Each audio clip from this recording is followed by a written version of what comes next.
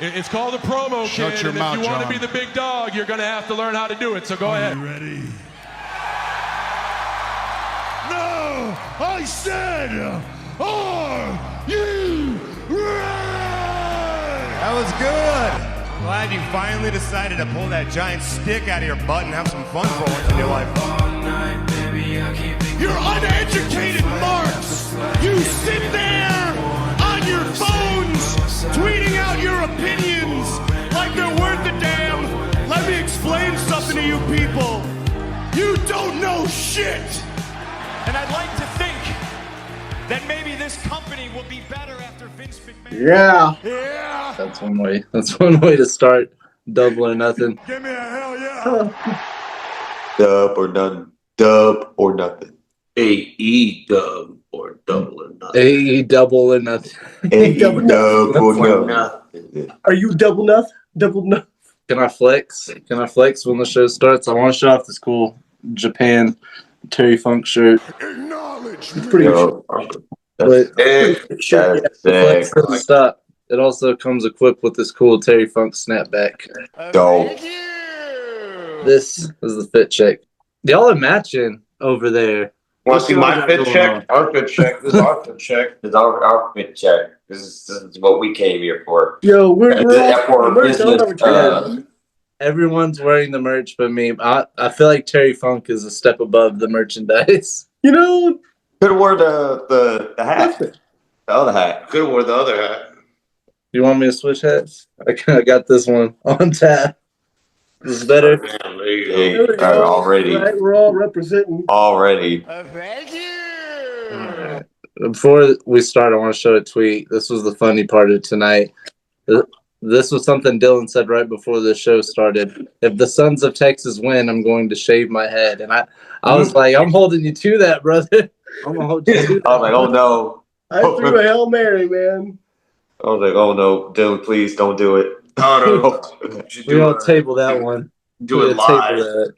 Oh Yeah. You're gonna God. do it live. You're gonna do I a guarantee review and you- then shade the head. Right, If we while get to the review. tag team match, and the Sons of Texas win, we're doing it live on the show. Doing it live. Oh no. No. You had to save it when you're talking about the match. Okay, I would be that ticked off. I will be that ticked off. I'll do it myself. Before Double or Nothing even starts, we got our 0-hour matches. We didn't have like 5 0-hour matches this time. We only had 2. The first one was one of my favorite tag teams right now. Harley Cameron and Anna Jay versus Megan Bayne and Mini Megan Bayne or Penelope Ford. The TNA versus Megan Bayne and Penelope Ford. My God. Never thought I would see this day. I was so happy to see Megan Bayne and Penelope Ford. I was rooting for them now, not even in cap. Dude. Yeah. Or was it Pegasus Forticus? Is that the name that Alyssa came up with? Megasis. Pegasus Forticus. I came up with Forticus and she was like Pegasus and I was like, That's cool. okay. Oh, he said, okay. I'll say this much. That's fair. That's Penelope fair. That's Ford fair. has been around for a minute, and it's kind of weird seeing Penelope Ford be somebody's mini-me when she's been around longer. I like it. I like it. You with it? Oh, that's the first one. I love. I was waiting. I was like, yeah. Now he said it. Now I could say it. No, I'm just kidding. Oh, you can say it? All right. Let the F bombs fly. No, I'm just kidding. No, you can't. But no, I was digging it straight from the entrance, and I'm kind of liking the whole uniform. How both sides were kind of like uniform. Like it's kind of like maybe we're getting to women's tag team belts. Possibly, maybe, I don't know. It seems I'm gonna slide that underneath your doors. I don't know. It seems that like we're like a step towards to the women's tag titles because we've just been like hungry for like having a women's tag division in AEW, and it's just like, come on, like I know Tony Khan was talking about that in that media call, He did talk about it, yeah. Let's say I Yeah. learned to stop beating that horse a long time ago. I've been Stop fighting beating that fight for years. I mean, Stop fighting. It's just like not. It's like, come on, look what the other side is doing with that. What are they doing? Nothing. There you I was go. to say, what are they doing with it? I remember when Chris and Willow were like, "Okay, for sure, that's our sign. We're getting it right." Yeah, Yeah. I think that too. Mhm. Totally messed that up. More on him later. I like the story. The story's going good. I think it's cooking. I loved the bow down to Anna Jay's butt spot in this Oh match. my god. Oh my god. Oh jeez. Yo, The big with the big ass. Oh my god. You know what? Maybe I don't feel so bad for Penelope Ford as I thought. yeah. Because Penelope, she's You know? really. I think you know what. I think she low key wanted that spot. Like, To she's be like, I'll honest. do it. She's Like, not so. someone She's has to not do it. doing She's so like, bad. I'll do it. I was like, I'll do it. Oh darn it, guys! I'll take one for the team. I'll have my face Oh stuffed. no, I don't Oh, want no. to do this, but if I have to, I mean, Exactly. If I have to, I'll do it. I guess. Shit. Break it down for me, bro. To end this match, Harley pins Penelope to get the win for their team, and Megan was pissed. Yeah. she should be. Like, Yeah, she was right. handling her business on the outside, doing, and next thing you know, she was just like, "What the hell happened?" By handling business, you mean ragdolling? Yeah. Like I was like, yo, Megan just wilding out outside of the ring. It's like, Just freaking throwing Penelope forward as just like chunking her. yeah, it's just like God. Like, She's fine. I have a question. Right? She's fine. yeah, she alright. We're gonna move right into a question. When we get into the Crew RPG Vice versus AR Fox Commander Hologram Bandito match, god. how do we feel about the name RPG Vice? Just sidebar. I didn't bother. I freaking who had it? Was it Quinn. It was Quinn? Quinn. He was like, "What is this RPG Vice?" And I was like, I kind I of love that impression. For sure, it's shortening it up, but it just feels like you put RPG Vice to kind of sound like it's like role playing gaming Vice. That's kind of what it is. It's like, okay, is this role playing game or is this like what is it? I know it's Roppongi, but it's just like kept it short with Roppongi RPG Vice. Yeah. Look, Japan. It tested good in Japan. All right, I'm just telling you, get over it. It's gonna happen. Yeah, we can't say Roppongi AEW, so I love we it. should say RPG. Who doesn't like a good RPG? Well, actually, no. I think all of us have a good RPG that we all like. Instead, all you're gonna get is a big multi-man match. And this was only under 20 minutes before the show, so you know it was gonna be one of those fast and loud lucha matches. Yeah, got to make it worth it. Oh, they were cooking. Oh They yeah, were so cooking. they never disappoint. Anything with Bandito, and I'm sold. Yeah, AR Fox also. Thank you. So, thank you. Okay. This brings up I wasn't gonna bring it up, but I feel like this is a pretty good debate amongst any fan. I gave Dylan an old tomato or an ultimatum today, and I asked. He said he wants an AR Fox singles push, and I said, okay, what if you could get that, but it comes at the cost of Top Flight never getting a tag team title push? And he was like, without even thinking twice, he's like, oh, AR Fox single push. I was like, could you just go do that to Top Flight like without thinking? Thinking twice about it. He doubled down. Okay. He's like, yes, book. Book Damn. I followed him from Evolve. Do it. From, like Evolve before WWE bought it. Yeah. So Like, no hesitation.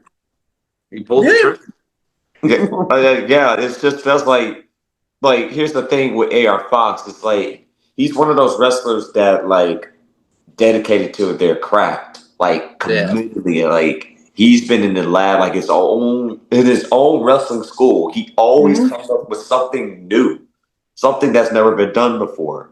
And he just like one of the spots he done at the last like pay-per-view, he kind of comes up with something that off the fly like he didn't learn it. He just learned it off the fly. Like he said that on his Twitter page. Mm. Yeah, and he's taught a lot of the people that are in the business, like Swerve. He mentored Swerve. I forget about Yeah, that. and Nick. Yeah, pretty much.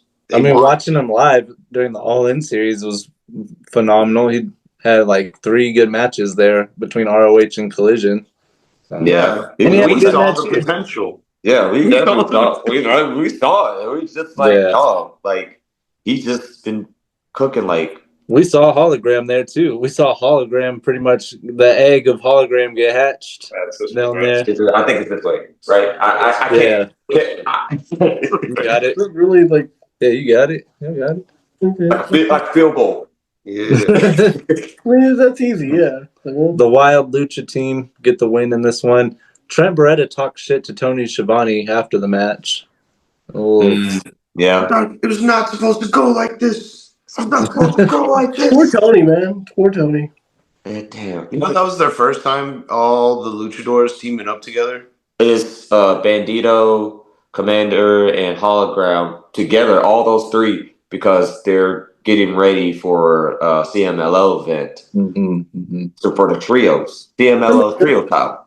That's one of those things you would have to tell me because there's so many multi-man lucha matches. I mean, that's just like a staple of lucha libre culture is a lot of multi-man matches. So like, you would have to tell me that it's never happened before because otherwise I assume. Yeah, never happened. Yeah, it never happened That was before. their first time all of them together. And teaming up for the first time together. Mm-hmm. Just fun fact. Go on. On a side note, it's just random. It was like Bandito was like with them, like, huh? on the side note, the CMLL WWE Worlds Collide event poster just dropped. It looks pretty sick. You beat AAA? Yeah. It's a different promotion. It's late, bro. It is late. It's Worlds Collide. What they got their own, like, what, their Forbidden Door over there and stuff. That we got that trademark. See, I think it's funny that You're right. they bring in TNA talent for it, but TNA is not on the poster. It's literally just WWE and AAA. It's just Viking. It was supposed to be NXT. I mean, NXT, and well, it is NXT, but it's supposed to be TNA also. But they just like, nope. Yeah. I was like, no. They're fickle. I don't know what to tell you. It's just to get Vikingo on WWE television. Vikingo versus Chad Gable. Yeah. Mask. They need to unmask him. No. I didn't get. I know Chad Gable. He ain't trying to do all that. What are we talking You about? better not. I don't know what. I'm moving on. I love this has been our intermission between the 0 hour and getting to our actual pay-per-view. This is Intermission. Yeah, that was a good intermission point. Now with the women's Owen finals opening up this pay-per-view, I said at a long time ago, the start of all of this, that my prediction was going to be kind of taboo and we would see Athena interfere in the finals of this, giving Jamie Hayter the win, the go ahead to go face Tony again, setting up for Mercedes and Athena. Match starts, both women seem emotional. I would be too. It's the finals of the Owen. Oh yeah, of course. Good match. See some technical wrestling from the jump. See some exciting spots. Great back and forth. Hayter gets caught in the statement maker after a series of great wrestling and counters out. Almost wins it with a huge clothesline. Mercedes kicks out. Hayter almost hits a big lariat. Mercedes counters it, drops Hayter on her head. That was brutal to watch. Yes. And Mercedes wins the Owen Hart Cup. So I was wrong on that. I have some ideas afterwards, but we'll get to that in a second. Just how do we feel now? Mercedes Moné is officially #1 contender for the AEW Women's World Title. I feel like Hayter, they dropped the ball on Hayter. I think Hayter's done. I don't think she ever reaches the pinnacle again. Damn. Ow. Hot take, but I hear you. He's mad, bro. He's mental. I see where he's coming from. I don't love it. I see where he's coming from. You're mad. It's like it kind of was the time to shift back to, okay, if we want Jamie Hayter to be a main event level superstar, this is the time to put her in that spotlight. It's just, well, hold on, I'm about to spoil some shit. I'm gonna wait to say that, but Where's her plans go now? What do we do with Jamie Hayter now? Oh, Bring Britt back and put her in a tag team? No. I don't Yes, know. no. I don't know what's going. I don't know what they're gonna do with Jamie. It's just that like most of like my prediction was I wanted Jamie to win this tournament. Yes. Because like with the feud between her and Thomas Tony, like it could be entertaining. Because Absolutely. the whole like 50s, 60s versus the 70s.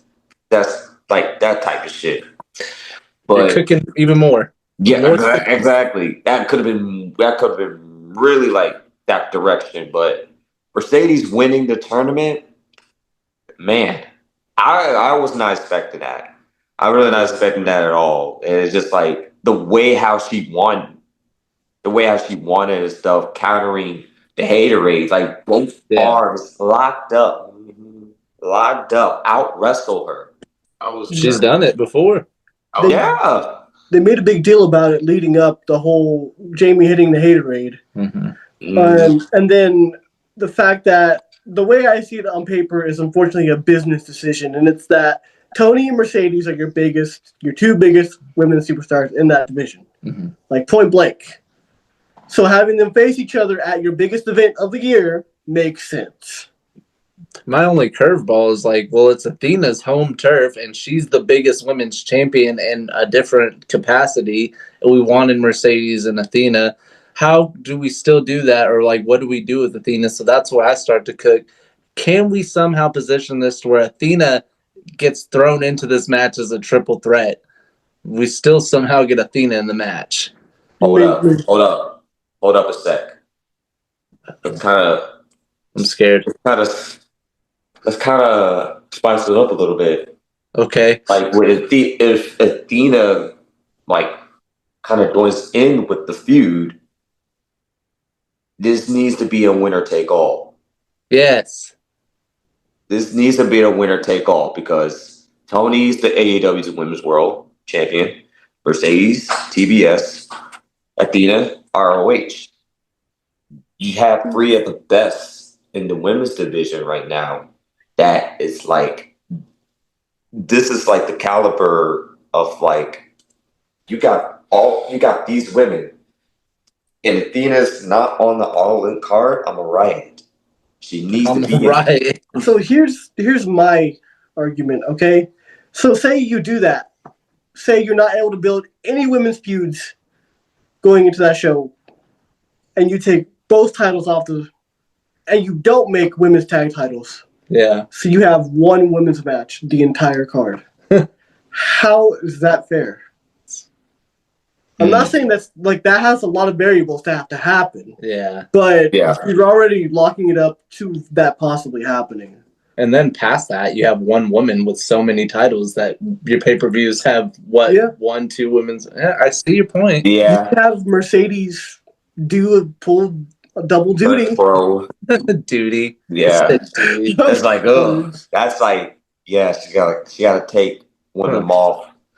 If anyone's gonna do it, I think Mercedes would be the one to do two matches in one night. I think she could do that. It's all speculation at this point. We're sitting here speculating. Just matches in one night.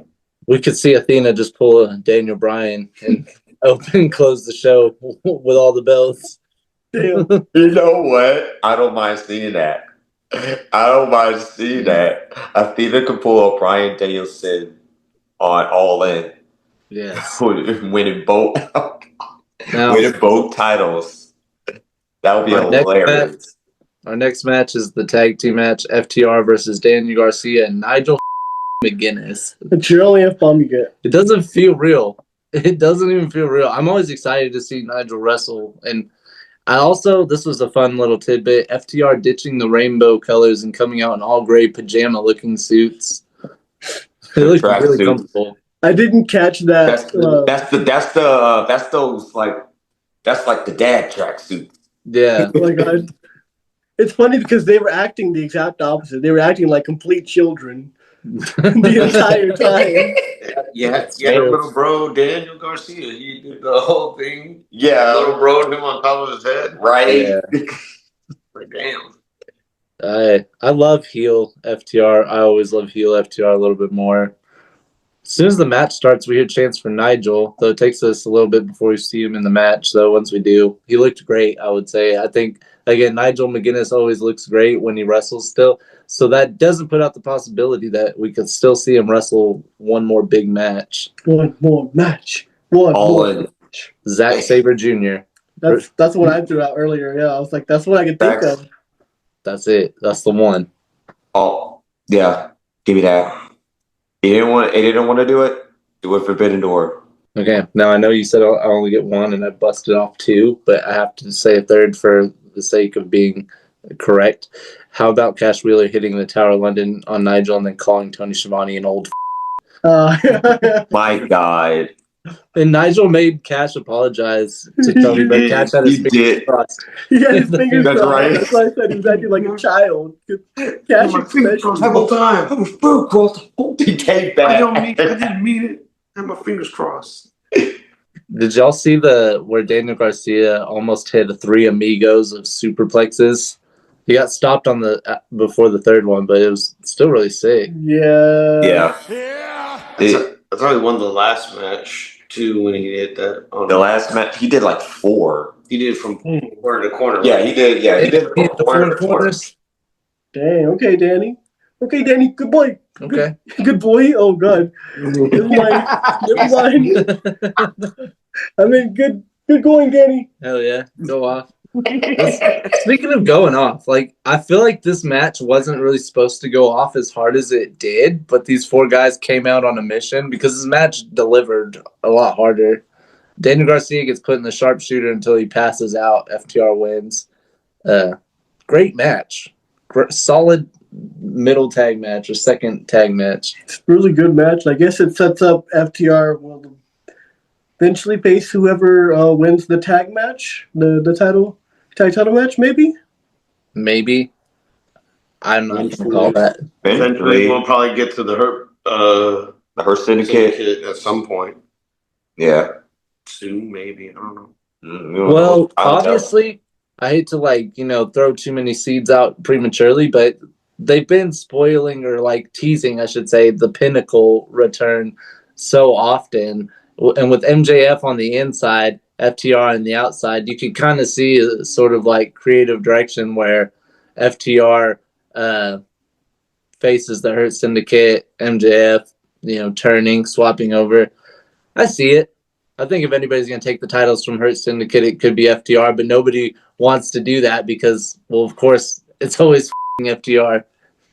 It is, and right now, Hurt Syndicate's on fire. Yeah, Hurt Syndicate is just super over. They're super over, bro.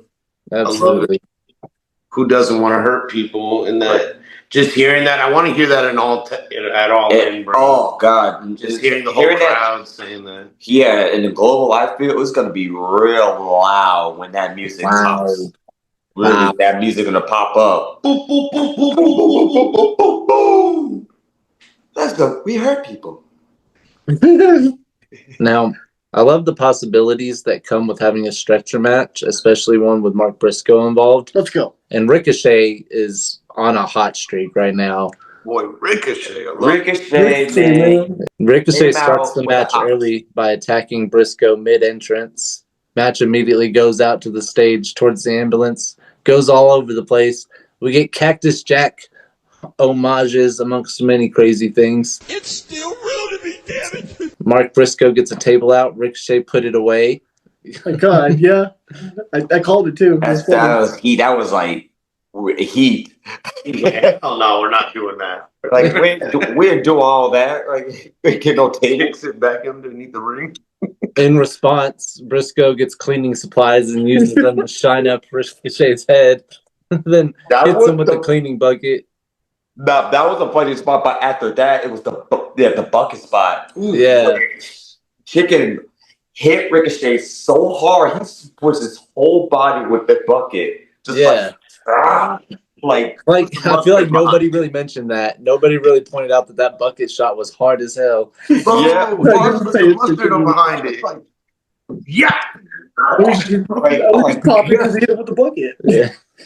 And then he tries to do a Sabu tribute with a chair, but he gets a chair thrown in his head instead. Yeah. Bars. I was waiting for it. I was really waiting for that Sabu spot.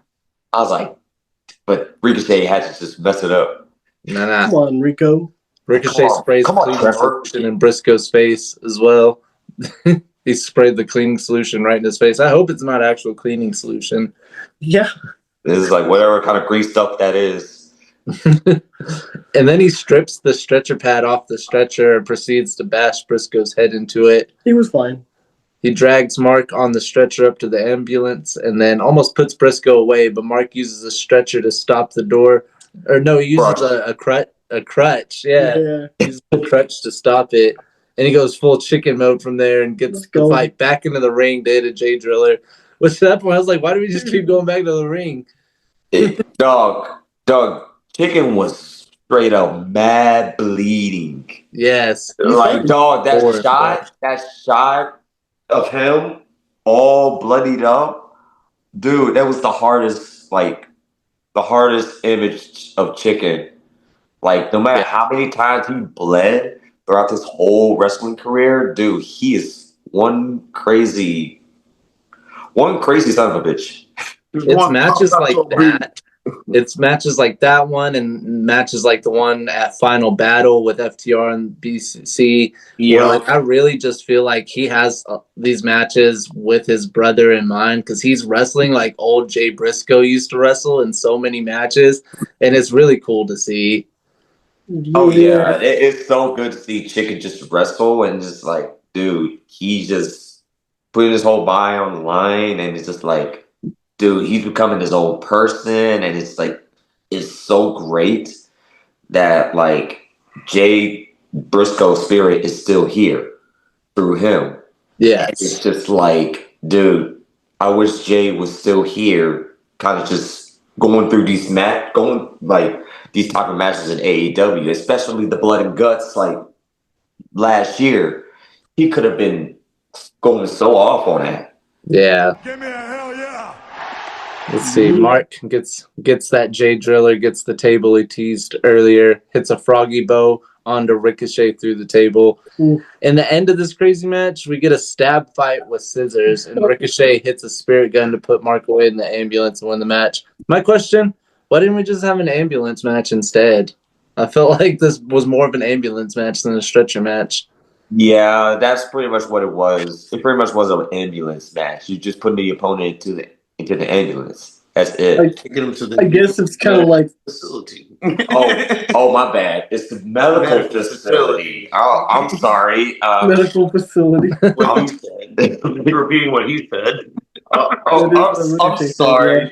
I didn't realize in the wrestling dictionary that we have to call it wrestling dictionary. We need to make that if that doesn't exist. I'm pretty sure it does. Similarly enough, I was telling Dylan earlier today, I've started doing this thing that I'm not going to stop doing for the rest of my life now. I call it wrestle code. So I'll say random things to like mean other things. So like I pulled up to his house and I text him NXT arrival to mean like I'm here, or he told me to be careful, and instead of saying like I won't be careful, I said 97 Sabu. So it's kind of just like a little like code like only we would understand. 97 Sabu. 97, pretty yeah. crazy. 97 Sabu, bruh. Right? Yeah. No, 97 Sabu was into my vocabulary is now catchphrases, so that's fair. People get mad at how many times I say that's fair because they don't get it. That's fair. Yo, you guys watching? You know. Mm-hmm. Real ones know. I'm going to show the tweet one more time. If Sons of Texas win, I'm going to shave my head. That was me. Let's get into this tag team title match. It was slow at first, but got good. Some good spots. The Hurt Syndicate, they get the win. Dylan gets to keep his hair. How do we feel about the match, though? Specifically, the finish of it. How do we finish about First off, hold up. Let me turn my hair. Oh, we're going to turn that. You turned that. Okay. Let them know. Yeah. So the ending of the match. I mean, you know what? Before I say the ending about the match, I'm not gonna lie, man. Sammy was just getting clobbered, getting mollywopped throughout most of the match. Yeah. Like Bobby and Shelton are just smashing this kid in the ring. Like, Exactly. come on. Yeah, he's fine. He's fine. Yeah, well, he'll be alright. But Yeah. still, it's just like The spot where he picked him up, flipped him in his shoulder, then hit him with Dude, a dominator, Dominator. like in one fluid motion. I was like, damn, that's another grown ass man that literally flipped him like in midair. Yeah, Yeah. like Slammed him. I'm like, damn. I was just like, dog. I fell out of I stand up. I was like, ain't no way. It's just like, yo, wrap it up. Like, ain't no He's way. fine. Nah, doing it from Luna, doing it from Ty. Get out of Wrap here, it up. son. I'm a changed man. I'm a father. I'm a father now. It was so funny the start of the match. I told Dylan, I was like, I hope you know all your faith is in Shelton Benjamin right now. Right. I would put my faith in Shelton Benjamin any day of the week.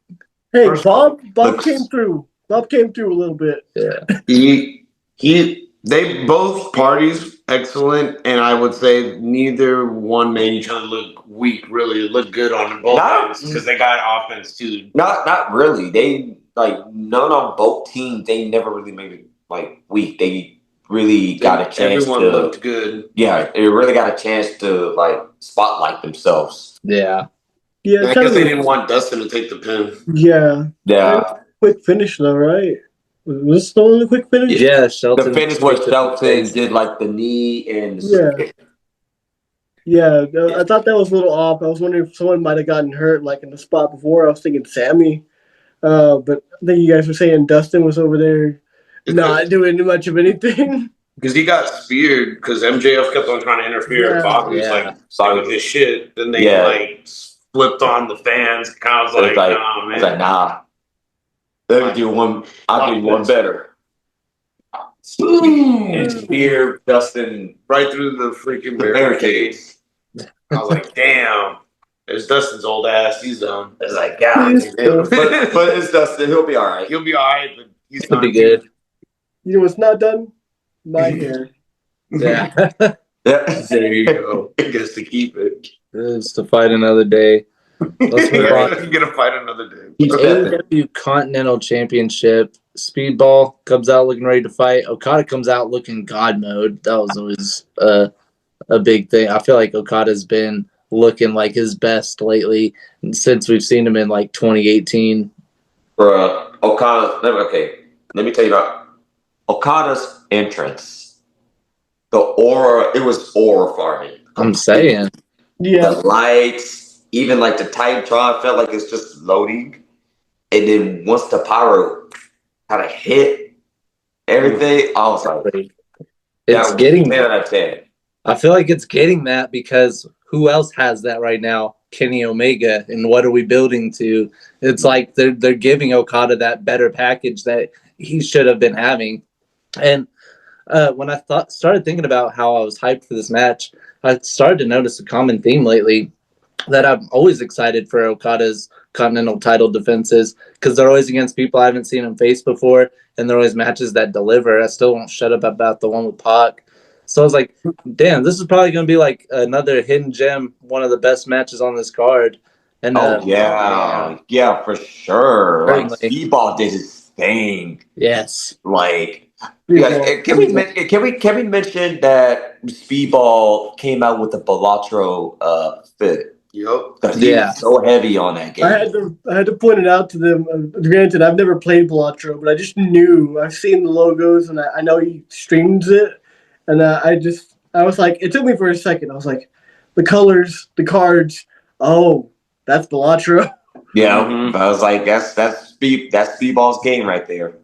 Shout out to Ricochet pulling up with the Akatsuki cloak too. Thank you for saying it because we really went past it, and I was like, that literally kind of hurts that we're talking about Velasquez. Yeah, but I we was like, talking about bro. Ricochet's fit. Like Thank you. Thank you for that, Dylan. Ricochet with the Akatsuki. Akatsuki fit on and stuff. So, and he wearing the Attack on Titan shirt in the back of the backstage interview too. I was like, Oh, okay. He's one of us. Well, it's just an anime. Dude, he's a super course. nerd. His finish is literally a There's no leaves in the AEW locker room. Anyways, But Speedball, bro. Let's talk I know. about Speedball. I could talk about Yu Yu Hakusho for the rest of the show, but He was like, Let's go, very bro. good. He's like, Let's do it. I'm down. No, we gotta go. matches from the start not only good but entertaining. It starts off slow paced quickly, then picks back up and gets really good. All around delivery, and I loved this match. Mike Bailey on a lot of occasions had this match won almost by like a centimeter. It was like this close. All it takes is one Rainmaker, though. That's all it ever takes is one Rainmaker, and Okada wins and keeps his belt. The drop kicks. The drop kicks, dude. Oh my God. Always clean. Drink it in, man. That Okada's drop kick game is just too good. He's too tall, but too good. Okada got damn armor, bro. Mike Bailey gave them not one, not two, but multiple spin heel kicks to the dome. Yes, he charged it all the way from one corner to the other. Hit him to the head. I was like, golly, how many head kicks can he? Yeah, he's been hitting this man with 5-second unblockables. Yes, bro. Straight up. Like Tekken charging up. Kicks. Okada's just a different beast, bro. He's just a different beast. He's just, dude, Okada's just on a different level. Reminds me in the video games when you're fighting the boss, but he has multiple life bars, and he kept on getting them lower and lower, but just not enough to get all the way. Yeah. He didn't have enough, like, mana or MP. What's said mana? Yeah. Mana, MP. Like, Okada just had a super shield, that's all. Right. Exactly. A Speedball misses one thing that he forgot on one of the levels. He didn't get that one item. That one certain item. Tried to beat Okada, but he did it. Okada, bro. That finish. The finish. Oh, that finish was so... It was so good, man. Yeah. Like, applause. Give me a hell yeah. Great match. Really great match. AEW Women's Championship. Mina comes out getting everyone dancing. Let's go, Mina time. Oh, yeah, got me choking. Tony comes out, gets everyone bowing down and crying and throwing flowers and shit. Yeah. That's what Tony Storm does. That's what Tony Storm does. This is Tony Storm. It is Tony timeless. We get a much more technical match here than I think maybe we would have expected. As playful and entertaining as expected for sure, but the fundamentals were definitely on display here with just a dancey twist. Fundamentals with a dancey twist is what I label this. So in Helico. I would call this match because me and Turtle, we always just discuss this. Whenever we see a Queen Aminata versus Willow or Tony versus Ryan May or Chris versus Megasis and stuff, we call it a TCW, Big Technical Wrestling. Okay. Okay. So that's pretty much what it is. So anytime there's if it's booked like Tony Storm, Mina, Mariah, Chris, Willow, Megan Bain, Penelope Ford, Queen, Athena, or even freaking Mercedes stuff, that's just big technical wrestling. Okay. Checks out. That checks out. Yep. Further this match goes, the more solid it gets, and the theatrical nature of the match never loses its flavors ever. So much Luther. Hey, Luke, with the boots. Don't put that. I didn't put that in the notes, but he got a lot of screen time on this match. He got a lot of pain in this match. There were some spots. There was some Luther spots. Buckle up, Teddy. Dude, this match gets edge of your seat worthy. Tony Storm gets the Storm Zero and pinfall after an amazing finish of back and forth. After the match, they kiss and they show the graphic for Mercedes versus Tony at All In. And that's when I conjured up my theory. I was like, what if triple threat at All In? And again, we'll see. I feel like it's kind of a stretch, but I don't want to live in a world where this is it. We need more. Yeah. There was a lot of talk about Thekla coming. She didn't show up for either of the women's matches. No, Nah. I was expecting I really was expecting her to like show up because all the hints, like the spider, keep popping up on the screen on Dynamite and Collision. I did know something. That's right. He's like, what? I didn't know. Wait, I did know. Yeah. Yeah, it was like a spider just crawling on the screen. You thought it was a real thing. I did. You thought it was a the real first spider. time I was like, what the hell? Hit that shit on the. Yo, what the hell kind of mutant spider are you? All right, buckle up, Teddy. We're about to get into the big one. Oh, I mean, what do you want me to say? Shit was about to go down the moment Justin Roberts said, shit, something's about to go down. Yo. what do you say? Close your ears. Oh, shit. It's about to go. This match, man. This stole the whole night. I'm sorry. Yeah. This match, my God. Swerve come out looking like Predator with Nana wearing the new custom shoes. I didn't notice he was wearing the custom shoes. Yeah, and we saw that on the pre-show too. Nana was flexing with the new custom shoes. It's Swerve and Allen Iverson. Yeah, I was gonna say Swerve came out with a Predator fit. His name come popping out in thermal vision. Yeah. It was pretty sick. Here's the thing with Swerve, his interest is always on point. Like, yeah, when he come out with like Status Shock, Killmonger, to Tyler the Creator, Chromacopia, even like with Static. I said Status Shock, right? Yeah, you just said Static Shock. But it was just so good. Oh, Majin Buu. Oh yeah, Majin Buu. Yeah, Dragon Ball. Willow comes out just doing Willow shit. Willow. The guy love Willow. We popped so hard for Willow over here. So little like foreshadow precursor. When she came out as bubbly and happy as always, I knew she was going to do some hardcore shit in this match. I knew. Yeah. I remember the way she was whipping the chain with a smile on her face. I was like, we'll get into that chain here in a little bit. Like mess somebody up. We're going to get into that chain here in a little bit. Shibata and Hobbs come out without Joe, and we're all confused as to where Joe is. Yo, where's Joe? The Swerve was asking them, like, "Where's Joe? Where you go?" Kenny comes out next in Captain America fashion. Buckle up, Teddy. Captain Canada. Death Riders all come out of the SUV and split up. That was my favorite entrance. They all just came out of the SUV and were like, "You go that way, we'll go this way." They clocked it. They just came into work. They just clocked in. I retract my statement. That was not my favorite entrance. The Bucks coming out to a revolutionary decree was my favorite entrance probably of all time. That was poetry. Bro. That was poetry. Bro, everybody looked so confused. I called it as soon as I heard the flute. I was like, bro, founding fathers, they're going colonial.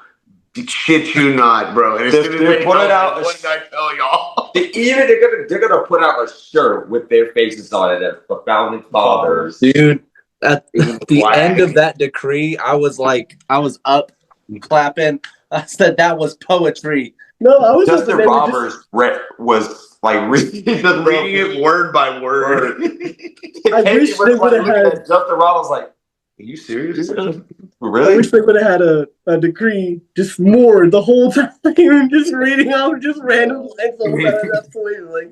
No, but the music would kept playing. Yeah, in the beginning of the match. That's what I was about to say. The fighting commences, and anarchy breaks loose to the Revolutionary War soundtrack. Drink it in, man. Samoa Joe creeps up in the stands on Claudio, so that's where he was. It's just around creeping. He had a plan. Caught him lacking. The ops. Mm-hmm. Kenny gets the track changed after some craziness. It changes to "I'm so excited and I just can't hide it." Then he gets Swerve was selling it. Swerve was selling it. Like both were like, no, yeah. But then he gets it changed to the 2006 ECW theme. Drowning pools, let the bodies hit the floor, and Bruh, that the way ride. how the crowd got hyped, even Katie was like, you know what? Y'all know the words of the song? Say that shit. And everybody started, was once that the first 4 words of that song, Yep. everybody started went loose. Turned into a And I concert. It really did. You literally I will. literally said they are doing 2006 ECW revival better than the actual 2006 ECW revival in this one match alone. Back. Big facts. Paying homage. It really paid homage too. It's just like felt like They put out their twist in it, their spin on it. yeah. It just felt like dude, it just turned to like a concert. Like a concert. It's just like, dude, we're about to start a freaking mosh pit when there's a wrestling There was a match. mosh pit going in my house, bro. Like as soon as you heard the fans going, 1, nothing wrong with me. 2, nothing wrong with me. 3, nothing. I was like, oh snap! What am I watching? I'm watching wrestling. I love this shit. I love everything about it. Like this was It's like like everyone jumping up and down. Even in my house, we were just getting hyped. And we jumping were up and down. we were just so like off our seats, and we were just going so off on it. It's just like, dude, the feeling is so back. We're so good. back. Like this is wrestling. This is the pro wrestling that I love. I used to dream. We used to pray for times like this. I know we're playing for times like this. It's like Now, getting into some of the finer points of this match, we're just going to go through this match with some of the highlights here. First one being Moxley somehow finds a fork within the first minute of the match. Nothing says feelings like Moxley with the fork. yeah, I was wondering what he was. yeah. I was like, when did he get like that? I see how it's bleeding. I was like, dang. Did he have it in his pocket? Did he get it from a fan? Like, where the hell did you find a fork this quick? He got the fork. He got the fork from his house. Like he told his wife, like, "Hey, I forgot something. Let me go back to the house and I'll meet you at work." So got the fork from the kitchen. Comes back to work. Comes to work with the Death Riders. Wheeler gets thrown off the sectional balcony floor seating onto the floor seating, and then Kenny moonsaults off of it after. Off hops. That was crazy. Yeah. Loved it. Oh my god! There was just so many spots in that Anarchy match that just like it's so good, but it's just like there's just some that just stood out for me personally. Like what was it? The Cesaro swinging. I think swing on Swerve, have to break the speaker to stop the song. I was like, if you weren't tired of hearing "Let the Bodies Hit the Floor" by that point, it abruptly ended when Swerve got thrown into the speaker. He played 3 times. Counted. Three times? I thought it was like 4 times. Could have been 4 times. I think it was 4 times. Dude, and never mind the Bucks wrestling with Revolutionary War coats on the whole time. They were hitting the grid. They were trying to hit the gritty with the Founding fathers hitting the gritty.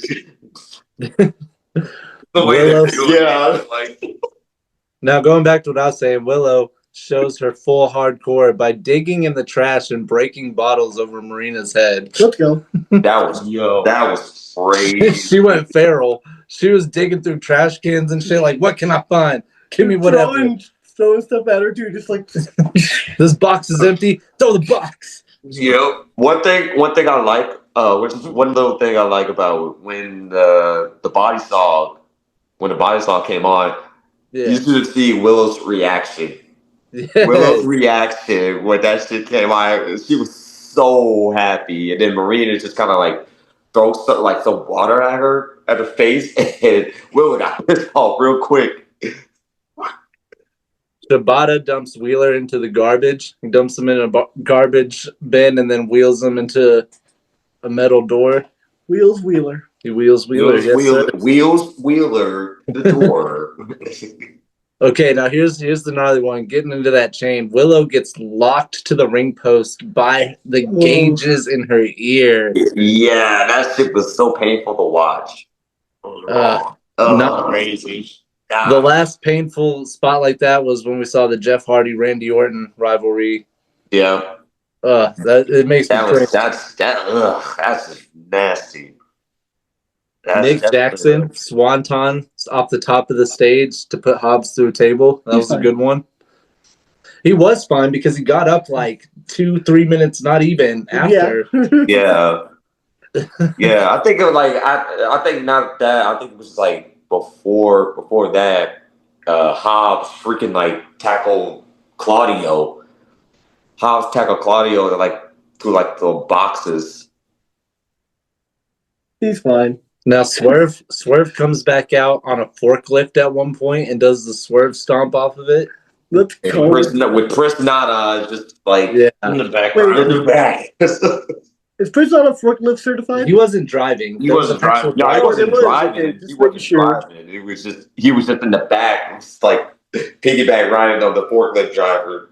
Just And then right after that spot, Prince Nana goes and helps Willow to free her finally. And then Thank God. we see Swerve staple everyone just to get his tongue stapled by Marina Shafir. he was in John Wick mode. we I literally said John Wick. We see Willow go off and spear everybody just to get a mox cutter. And then we see Marina catch a snapdragon. Oh, So good. Yeah. Kenny was equal lefts and rights. Yes. Yeah, he literally said equality. She literally said, "Do it." She spit on the man's face, bloodied up, and said, "Do it." And he was "All right." Yeah. Willow almost takes the TK driver and it gets reversed to where she hits her own with Swerve. Like intergender match all the way towards the end of this one. Oh yeah, no. There's one more spot you didn't mention where Hobbs and Willow did spine busters, and Willow had the big black and Jack shirt. Yeah, I was like, I yelled so hard on that because Willow tweeted that like if she want to do an intergender tag, she wants to do it with Hobbs, and they want a team called Big Wills. Let's go. Big Wills, all caps. That's perfect. You have to say it like a maniac. It's like Big Wills. Like that. What's wild is you said I didn't mention it, and that was actually the next thing I was about to say. I didn't write it in the notes, and I was gonna bring it up. So it's funny. This is the second time you've done that this month. Dang. He's always on the same wavelength. He knows what I'm about to say before it comes out my mouth. That's cool. Next, we get the return of Hook, who comes up to help out, but then leaves mad because Samoa Joe replaced him. Valid. Very valid. Yeah, with the Kenny hoodie. Yep. I love the South Park Kenny. With the South Park Kenny hoodie. Yes. He kills Hook. Yeah. They thought, you know what? I'm all for it. That's really good. Good point. I'm all for it, heel Hook. I feel like that would be an upgrade. Interesting. I feel like that's something that could be useful. Yeah, that's fair. Yeah, especially if you can wrestle like Taz. I know heel Taz was a problem. He was a problem. Oh yeah, that would be interesting. Joe almost chokes out Moxley, but Gabe Kidd comes to the rescue, which we were expecting that on our bingo cards. Kenny gets an EVP trigger and Claudio swing, all while having tacks in his mouth. He's fine. Brutal. Moxley tries to choke Kenny out after that, but Joe stops it. Let's go. Gabe Kidd tries to take Samoa Joe to the same ambulance Mark Briscoe got thrown in, and who should jump off the stage to stop him? Mark Briscoe, who was still bloody. Kicking. Still all bloodied up. Yeah. Dry bloody up. Like he went to no local medical facility. He went to the locker room. He had to be. He said, like, you got to know something. This is chicken we're talking about. Yes. He don't bleed. When he got blood on his face, he said, I ain't bleeding. I ain't even bleeding. I like to think, he just, in character, he just stayed around and hung out. Yeah. All the carnage and like. He just probably did this. That was it. He's like, I'm good. I'm good. Wipes it out his eyes. All the Death Riders get locked in the ambulance, and the Bucks are left alone in the ring to get the smoke from Kenny and Swerve. Swerve gets his custom shoes out from Nano with thumbtacks attached to the bottom, And what's And cool about Bucks. this is a very young Bucks thing to do. Let's go. Yeah. Something we've seen the Bucks do, so it's kind of cool that we see it being used against them. Kenny gives Matt a one-winged angel through an electrically wired table. Nick gets the Swerve stomp with the tax, and at the end of the match, we see Swerve hanging out his tongue with the staple still in it. Match aptly named as always, Anarchy. Great. That was just icing on the cake. The one-winged angel on the electric table. Yeah. Swerve coming out, popping up with the shoes, his own shoes with thumbtacks. Call back to the Bucks too. Yeah, it was called back to the Bucks too. It's just like that was just icing on the cake right there. All of it, Yep. bro. All like everything in that match was so credible from top to bottom. And one thing I need to mention, Shibata, we never seen Shibata being like really hardcore. Like any hardcore matches or anything. So it's just pretty cool seeing him doing like he did a PK, a barbed wire PK on Yuta after that trash bin spot. That was fun. I was like, yo. Point it out. I love the fact that no matter what John Moxley does, it's always F Wheeler Yuta. Yep. So funny. I'm laughing at I'm laughing at with Yuta, like he was trying to do the bazooka knee on Swerve when Swerve got the staple gun, and Swerve was just like just shot him like effortlessly, just casually. Man.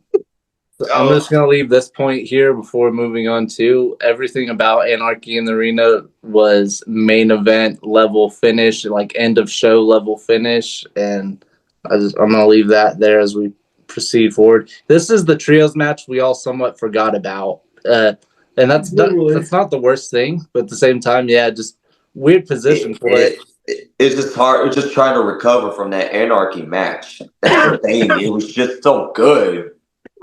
That was you just got off of a wild roller coaster where you're like, wow, and you just needed to sit down for a second. Yeah, it's just like that's why this match had to be right here. Like if we're gonna get any match to go in between that and the actual main event to cool us down, a good trios match with some good wrestling is probably the best way to do it. And this is something that was stemming out of Collision, and it's kind of crazy to see this. I started to notice this is like 2 or 3 matches and storylines that stem directly from Collision. And they even mentioned on commentary in the Daniel Garcia match, don't worry, it's a Collision thing or something along those lines. You can tell they're giving Collision its own identity and exclusive storylines. So I'm wondering how close we are to seeing Collision just be its own show, brand, whatever you want to call it. I never picked that up. That's pretty dope. I didn't see it. I didn't hear it that way. That's dope. I like that. Yeah, the Collision story. Yeah, their storylines from Collision are being put on the card. Yeah, with having people to catch up. Yeah, having the people to catch up. It's kind of like with WWE they have Raw storylines. They have SmackDown storylines. Yeah, like that makes sense. Yeah, kind of makes sense. On this match, we see solid wrestling. Didn't expect anything less. I needed this match to be a solid come down from the banger Anarchy in Arena match. Kyle hits Kyle with a brainbuster and pins him for the win.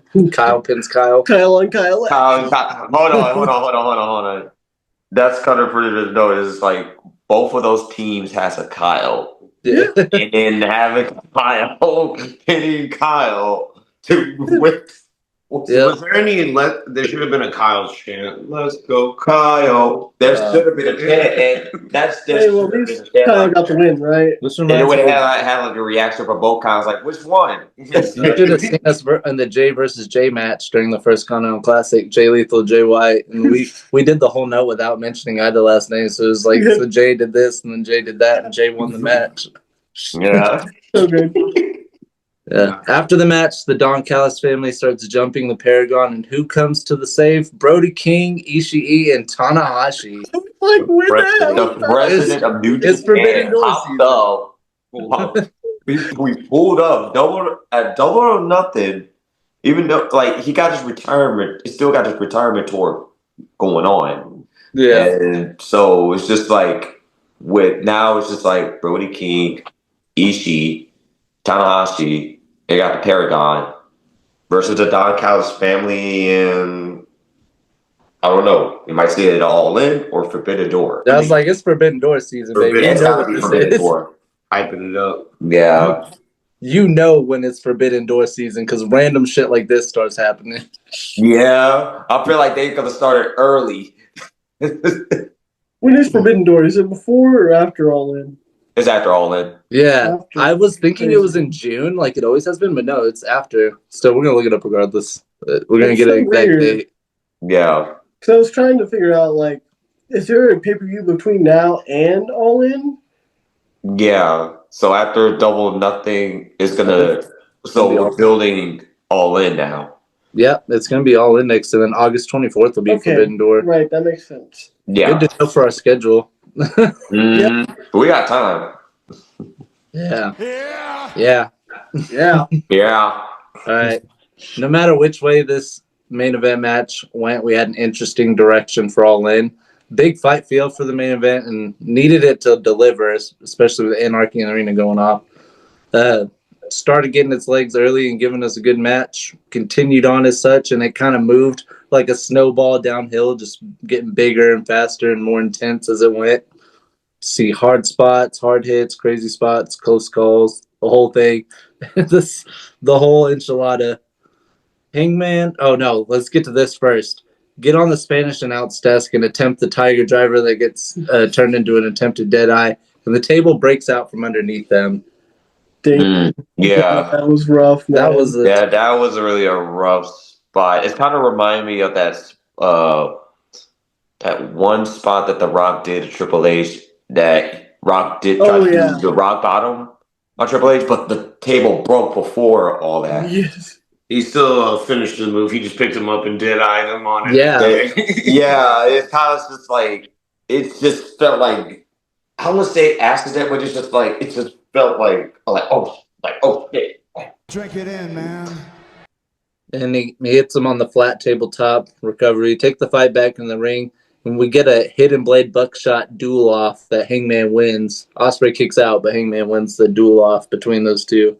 He shot quick, bro. Hey, Pulled the trigger quick. this shot quick, but I was gonna say that this is kind of like the second time that like it felt like their finishers. How both wrestlers are loading up the finishers and stuff like that. With the arm. That's pretty much remind me of with Will's battle with Bryan Danielson at Dynasty. You don't have to get me started. It's like everyone knows there's the button. There's the Dynasty button, and anytime someone hits the Dynasty button, I go off. I'm like, yep, so this is what happened in the arena that night when I was there. It's crazy because there's a lot of story in this match, just like that, the Angel's Wings, all that. Yeah. Bro. See, we hidden blade, Stormbreaker, pinfall cover, kick out. I was like, what? Ospreay hits a V trigger and attempts a one-winged angel. Hangman hits a big pressure, doesn't finish it. Takes a lot. That right there was just completely out of left field. Did not see that coming. Pulling moves from their rivals. See, it's funny. Somewhere in there, I remember going into the match and I was like, there's a lot of storyline to this match. And I was saying Hangman needs to win this for the story. And I was like, at some point, Hangman will hit either a house call or a big pressure. Lo and behold. They both did it from their arch rivals, bro. That was something like I've never really seen that in any wrestling match, but this is just kind of like this is completely different. It's so anime. It is. Yes. It is very cinema. It was anime. It was cinema. Like that right there. Christopher Daniels even brought out Christopher Daniels' move. Yeah, the fallen angel. Angel's Wings. Angel Wings. Yeah, but it was just like, dude, this match is just crazy. It takes a lot more fighting and a harder buckshot lariat for Hangman to get the pinfall victory and win the men's Owen Hart Cup final. My God, that match was just so good. Yeah, it was Layers. one of It those. was layers and layers and layers and layers. There's so many layers. Yeah. It's one of those things where it needed to deliver, and it definitely did. Maybe not to like some super high 5-star standard, but it that's besides the point. It delivered what it needed to. I think Hangman winning was like what we all could see happening, but a lot of us still wanted Will Ospreay to win it. A lot of us, Yeah. me personally, like I want to see, as someone who's paying to be there and in attendance, I want to see Will Ospreay more than Hangman, but I'm not the only person in attendance. Yeah, but here's the thing: it's like it's continuing the story of Hangman versus like the Death Riders. Yeah, pretty much because you gotta know something with like Hangman and Swerve, they still having some like tension. That's fair to say. Yeah, because they still having like tension and stuff. Because like during Mox and Swerve's feud of Dynasty. and he brought something up earlier that made it even more crystal clear that it kind of needs to be Hangman, because Hangman's been on this whole thing with his storyline that has to lead to him winning something. If he lost this match, what do? Just reset Hangman Adam Page back to where he was? It's kind of like taking away everything that he did. Whereas Will Ospreay, what'd you say, could be a contender at any point? Literally, all you have to do is give him a contenders match, have him win, and it's Ospreay. He's that great. Yeah. He's that good, and he's automatically in the picture. Hangman's the main character, technically. He really is. AEW. He really is. Like, I think that's fair to say. Heyman didn't do nothing wrong. Hangman didn't do nothing wrong. He just turned it back around to there. He just yeah. Right. You know how these work. I'm going to list off some final pay-per-view thoughts, and then it just kind of goes in like a whole whoever wants to go next thing. Listen. I did that. I felt like this pay-per-view was good on its own merit. It wasn't all the way as good as previous Double or Nothing pay-per-views before it, but I felt like match for match was good. Only a few things stood out over the top. The only thing that did the most was the Anarchy in the Arena finish. The finish was so good, and it was so go-home, end-of-show level good. It made me kind of change my mind about the choice of the main event, because I thought making the men's final main event was a solid call. Ospreay and Hangman was a solid match and main event level, but maybe not the right main event for this particular night. Still great, but can't stress enough how good Anarchy finish was. Match for match, great, little long, all over the place in its delivery, but keeps a sound 3.5 star rating. As a fan, I would say I rate it 3 stars because I don't really love the direction of how it's all shaping up, but I'll let it play out. I think that last note's just me as a fan. Like, as someone who's at All In, I don't want Mercedes and Hangman. I want Jamie Hayter and Will Ospreay. But that's me. Mm-hmm. What you got? Right, so I think it was really solid all around. It's hard because AEW has put on a standard of having amazing shows, standout shows, and we're getting to the point where it's like we're not able to outdo what we did last time, but it's like something like I would go back and watch again for the most part. Hell, I'd watch it match by match. I'd watch it all the way through. Like, I think with the way things are going for All In, it's a little interesting. I personally, like I said, Ospreay can literally get his chance at any point. We're at a crossroads now where Darby's close to coming back. Mm-hmm. Hangman needs the win. I'm sorry, but Hangman needs the win. He needs that title to have something to finish his arc. But with Darby coming back, it's a little like, we'll see. I do not like the idea of Mercedes versus Tony. I understand it is the biggest match you could have for the women because it is literally Mercedes, who is one of the most popular women. I would argue more than Athena on a global scale, not just in the wrestling business, but, you know. Mm-hmm. And then Tony, who's like the biggest woman in the entire division. But I personally, like, now I feel, what do you do with Jamie? She's done. That's what it feels like to me. it's going to take a lot of building back to bring her back up to where she can contend for a title. And I don't know, but other than that, I think the Hangman Ospreay match had a wonderful story to it, and that's what the Anarchy in the Arena was. A lot of fun. There were a lot of callbacks for sure, but I don't know, just something about the story of Ospreay and Hangman. I could see like maybe Ospreay tries to cost Hangman. Maybe Ospreay ends up pulling like a Seth Rollins Cody Rhodes thing, having to help Hangman, because the Death Riders are going to be at that match all in. Mm-hmm. I mean, yeah. 3.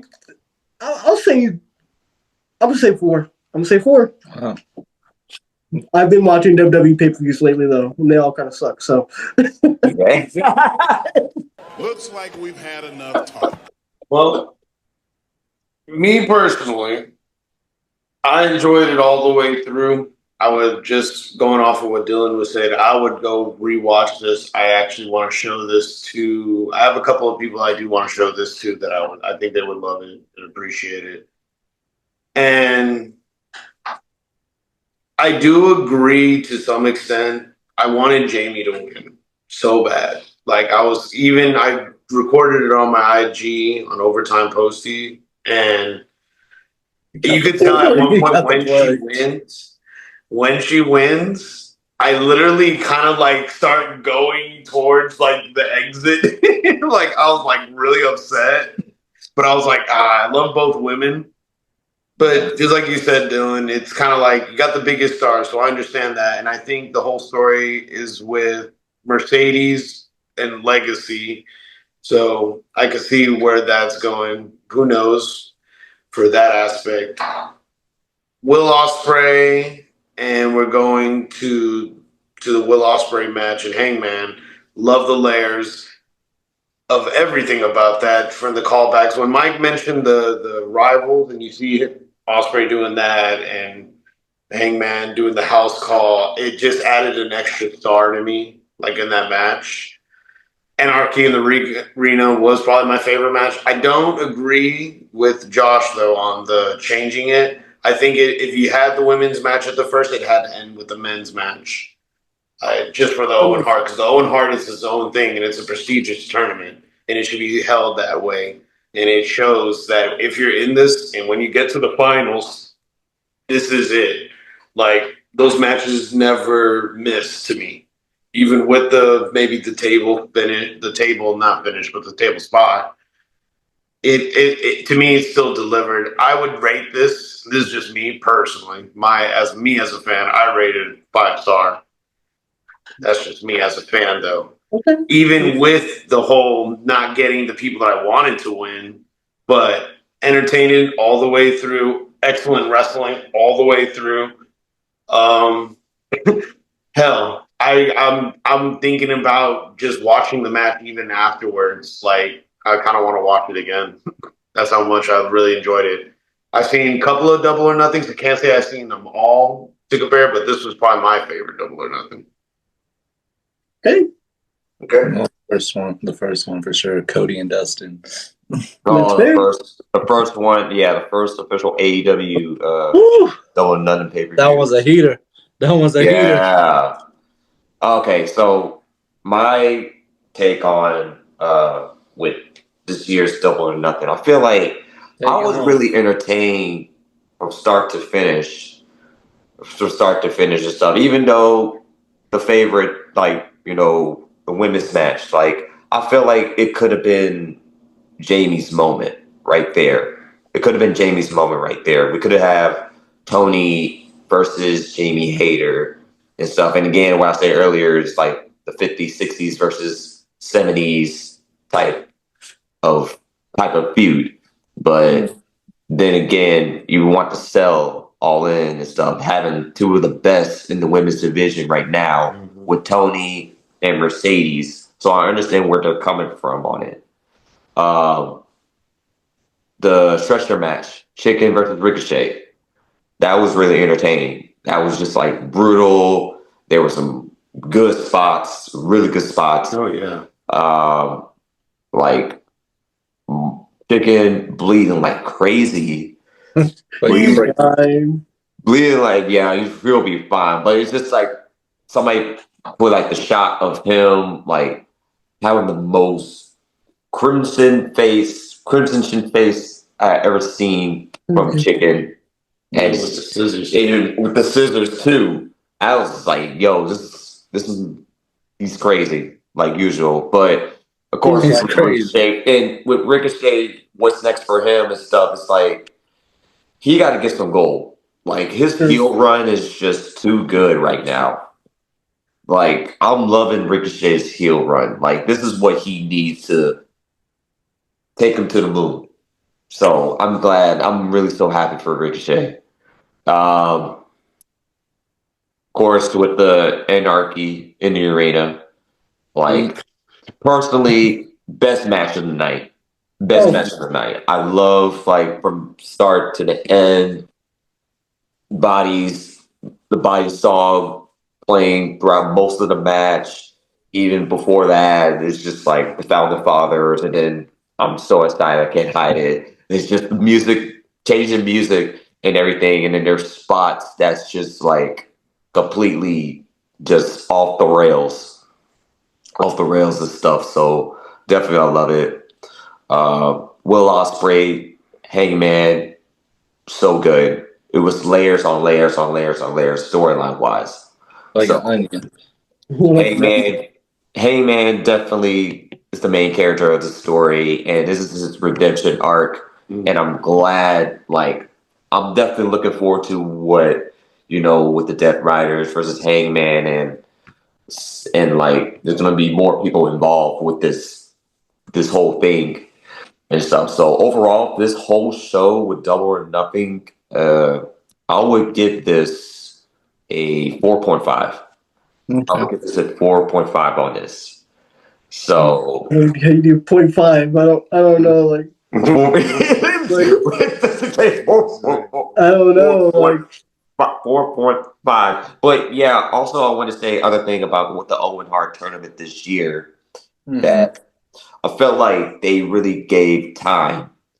They really gave time on the wrestlers that participated and stuff, especially with the finals on the men on both sides, with men's and the women's division, just to build it up. Build it up. I'm glad they did that with this one this year.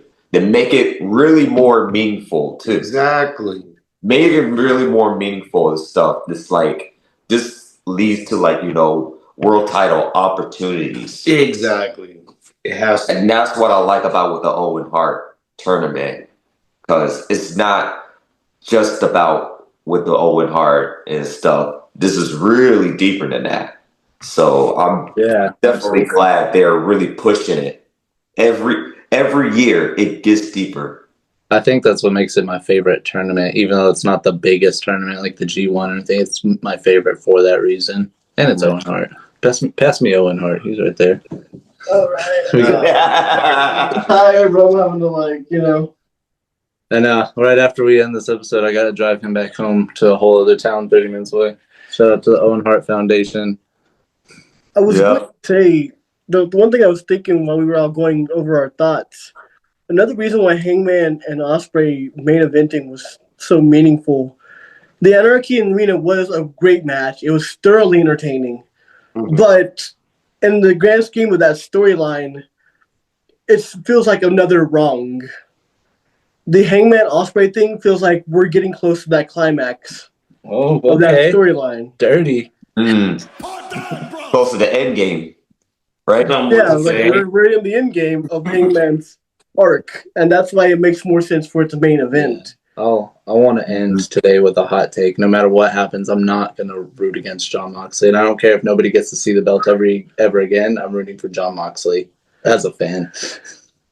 If Moxley retains, that changes my entire thought on that, by the way. What if he retains and sets the briefcase on fire? All right, we're going home. What if he takes the belt back home with him like Cena? I'm going to ruin wrestling. I'm going to ruin wrestling. It's not a far stretch. Or he gives it to Big Boom Age. Okay, nope, I'm cutting you off. This has been fun. This has been Double or Nothing.